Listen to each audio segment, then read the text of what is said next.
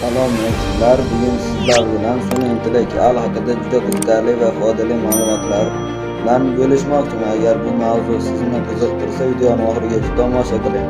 Kanalda boshlaylik. Sun'iy intellekt bu texnologiyaning eng so'nggi yutuqlaridan biridir. Bugungi kunda turli sohalarda keng qo'llanilmoqda. Tibbiyot, moliya, o'yinlar, marketing va hatto kundalik hayotda ham. Lekin sun'iy intellekt nima?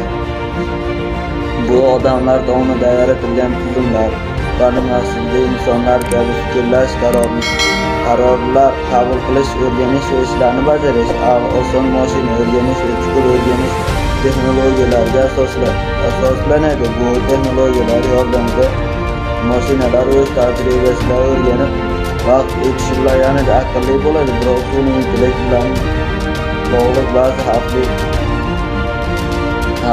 xavflar ham mavjud. U insonlarning ish o'rinlarini egallashi mumkin, shuningdek axborot xavfsizligi va maxfiylik masalalarini ham ortga chiqaradi. Shu bilan birga insoniyatning kelajagini ham shakllantirishda katta rol o'ynaydi. Shu sababli